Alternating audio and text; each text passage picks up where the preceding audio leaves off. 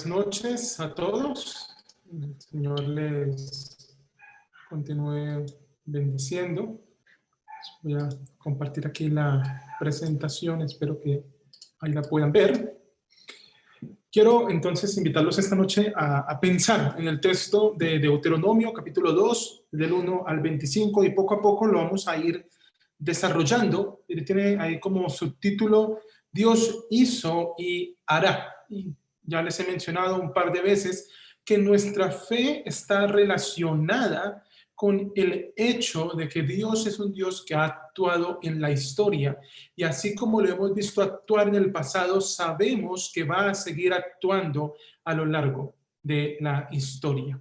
Entonces, quiero invitarles a que leamos el primer verso y vamos poco a poco desarrollando los versos y los vamos explicando y al final algunos puntos de aplicación para nuestras vidas. Después nos volvimos y partimos hacia el desierto por el camino del Mar Rojo, como Yahvé me había ordenado, y por muchos días dimos vuelta a la serranía de Seir. Si usted estuvo la semana pasada, si usted recuerda de la semana pasada, ellos están ahí en Cades Barnea y no quieren entrar en la tierra prometida primero, y después cuando Dios les dice que ya no van a entrar, entonces intentan hacerlo a la fuerza y tienen que salir huyendo y están llorando. Y el Señor dice, no, no lo van a hacer, no van a entrar por el reclamo que ellos han hecho. Y entonces quedan ahí terminamos el capítulo pasado, quedan ellos llorando ahí y ahora inician el retroceso, el regreso al Mar Rojo. Entonces aquí en el mapa que están viendo ahí en pantalla, esta parte de acá donde está el mouse moviéndose, espero yo que lo vean, es Cades Barnea, y si ustedes bajan, esta es la ruta, digamos, para ir hacia el Mar Rojo, y después van a retomar por esta zona que está aquí en pantalla, Hazeró, Etzion Geber, Elá, a pasar la serranía de Seir, que es este monte donde está el monte Hor, aquí, para retornar al territorio de lo que va a ser más adelante Judá. ¿Sí? El Señor los puso a ellos a caminar, los puso a regresarse al camino que ya habían avanzado por la desconfianza que ellos tuvieron. Recuerde, ellos no confiaron en la obra del Señor, a pesar de haber visto los milagros que el Señor había realizado. Entonces, verso 2. Entonces Yahvé me habló diciendo, bastantes vueltas habéis dado ya alrededor de esta serranía. Volveos hacia el norte y ordena al pueblo diciendo, vais a pasar por el territorio de vuestros hermanos, los hijos de Esaú, que habitan en Seir, y os temerán. Tened mucho cuidado, no los provoquéis, porque de su tierra no os daré ni la huella de un pie, porque a Esaú le he dado por heredad la serranía de Seir. Entonces Israel regresa y va subiendo otra vez hacia la tierra prometida, y en medio del camino tienen que pasar por Edom, o aunque sea, esa era la ruta más rápida para ellos, ¿sí? Pasar por Edom. Ustedes recordarán el relato en Números, se dice que los edomitas efectivamente no los dejan pasar por su territorio, ¿sí? ¿Por qué? Dice, ellos los van a temer. Ellos van a estar desconfiados de que ustedes quieran pasar, pero no los provoquen. No inciten a los edomitas a la pelea. Esa es la expresión acá. Cuando usted molesta a alguien para que discuta, para que pelee con usted. Y la razón es porque la tierra de ellos ha sido dada en heredad a Esaú. Recuerden ustedes, Esaú era el hijo de Isaac, hermano de Jacob. El Señor da la bendición para Jacob, que es Israel, pero también da bendición para Esaú. Y los edomitas vienen de la casa de Esaú. Israel está buscando llegar a la tierra que el Señor les ha prometido. Y al pasar por acá tiene que recordar, no puedo tocar esta tierra porque Dios se la prometió a Esaú. Verso 6. Obtendréis el alimento de parte de ellos por plata y comeréis, y también por plata negociaréis con ellos el agua y beberéis, porque Yahvé tu Dios te ha bendecido en toda obra de tu mano. ha conocido tu peregrinar a través de este vasto desierto y hace ya 40 años que Yahvé, tu Dios, está contigo y no has carecido de nada. Recuerden que se está retomando el discurso. Lo que Moisés está contando se está contando ya a puertas de ingresar a la tierra prometida. Ya han pasado los 40 años en el desierto, pero está haciendo una recapitulación. Entonces les está diciendo lo que sucedió en aquel momento, cuando apenas iban a ingresar, cuando estaban dando vueltas por el desierto. Y parte del recordatorio es: ustedes tienen dinero porque Dios los ha bendecido. Ellos despojaron a los egipcios del dinero. En 40 años en el desierto que no produce, Dios ha estado contigo y no te ha faltado nada. Porque eso significa en parte que Dios esté con nosotros, que el Señor suple nuestras necesidades, que el Señor nos hace personas plenas a pesar de la necesidad. Pero continúa el relato, esta historia continúa.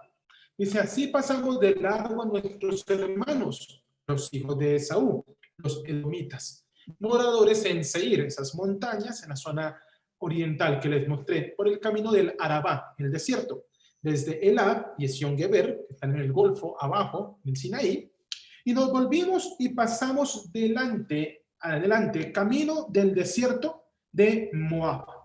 Entonces, pasaron por el territorio de Esaú, los edomitas.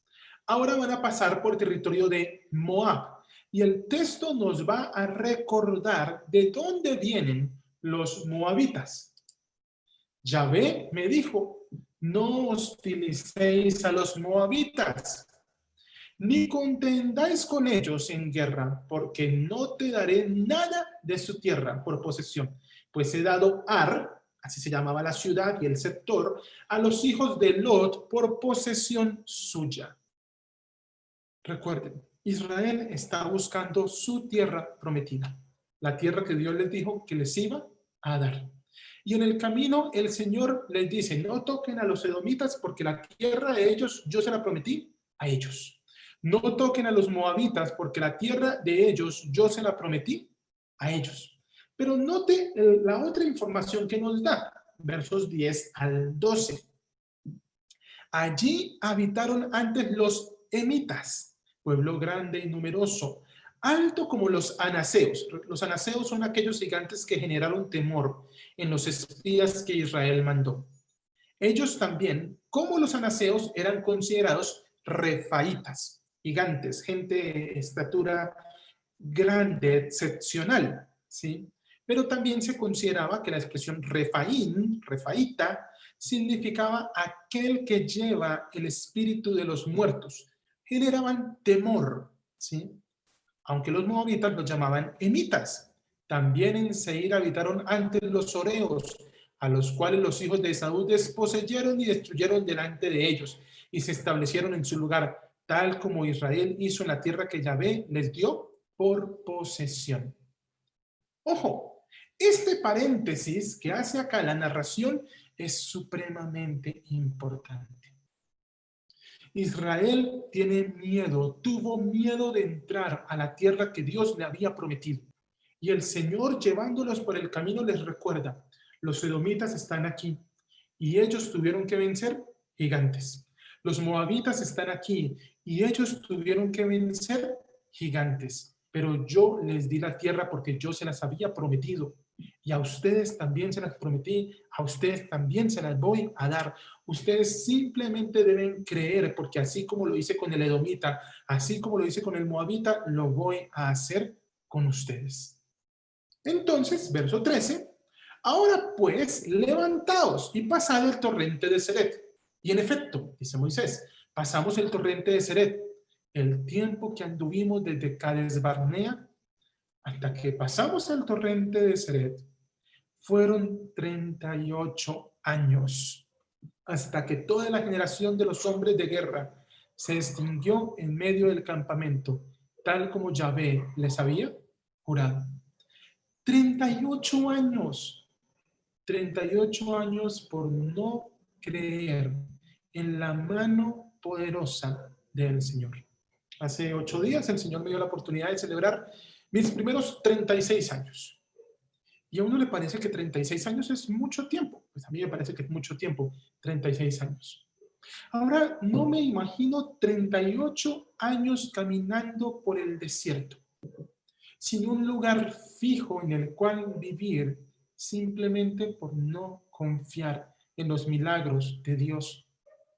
Para muchos de nosotros uno podría decir es que confiar en Dios es difícil porque a veces no vemos lo que hace. Pero ellos lo acababan de ver la gloria de Dios.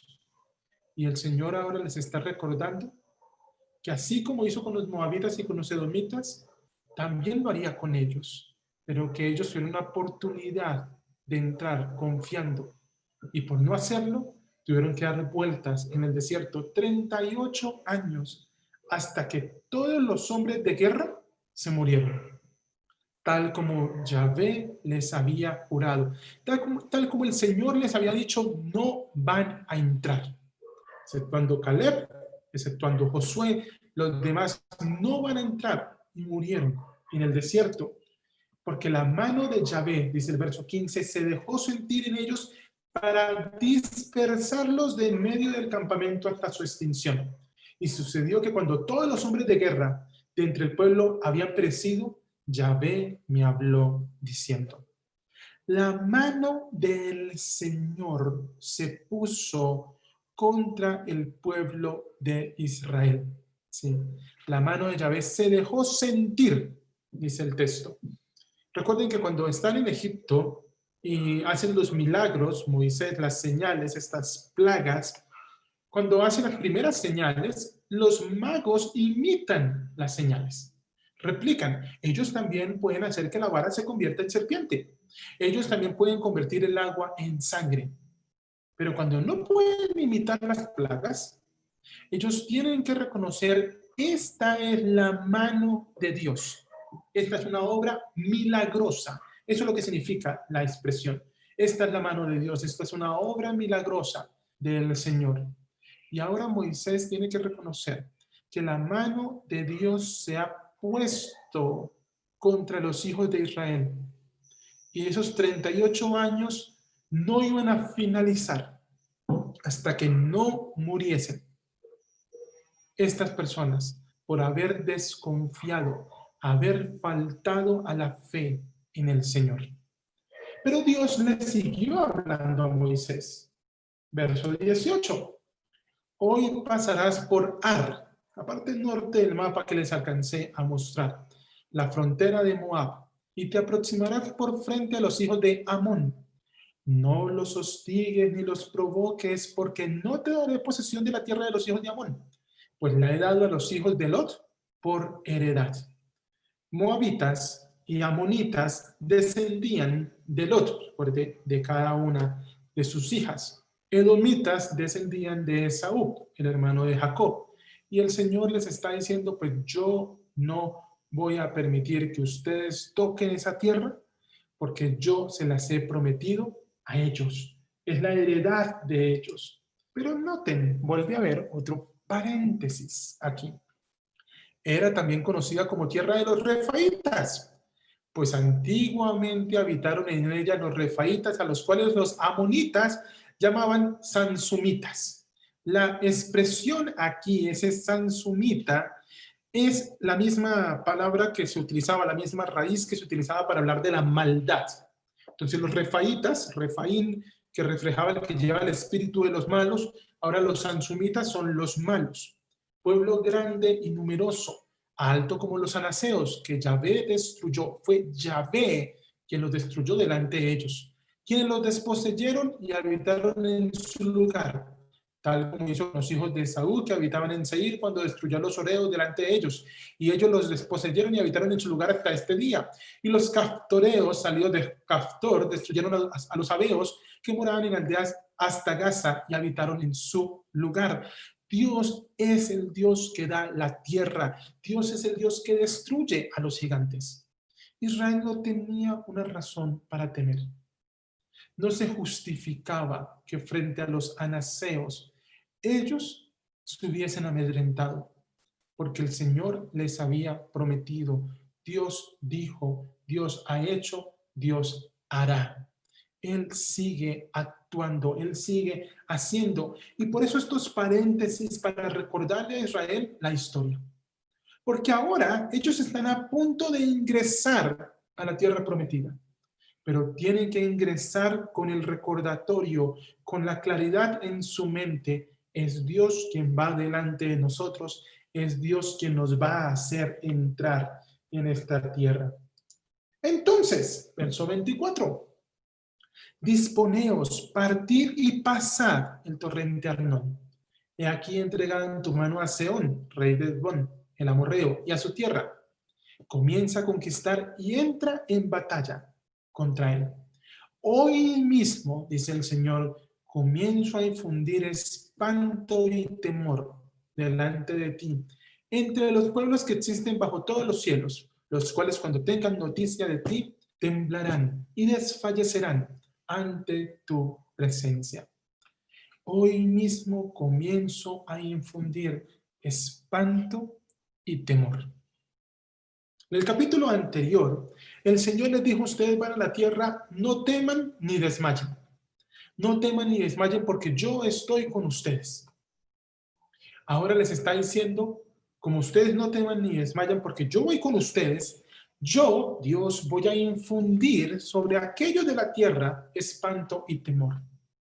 En el libro de Josué, cuando los espías van, Rahab reconoce que el pueblo está amedrentado, está asustado, porque ha escuchado las grandes cosas que hizo Dios para sacar a Israel de Egipto. Si el Señor va delante de nosotros, nada nos falta. Si el Señor está con nosotros, su provisión está con nosotros. Entonces Israel tiene que recordar el actuar de Dios en la historia, lo que hizo para saber, Dios lo va a seguir haciendo. Dios va a continuar actuando sobre nuestras vidas, porque Él lo ha prometido, Él lo hará. Entonces, ¿qué tiene que ver esto con nosotros? No somos amonitas, no somos moabitas, no somos edomitas, tampoco somos judíos. Posiblemente el Señor no nos ha prometido una parcela en la tierra prometida. La tierra prometida para nosotros es otra, o se entiende de otra manera, al menos a la luz de Hebreos, es entendida como el reposo en el Señor.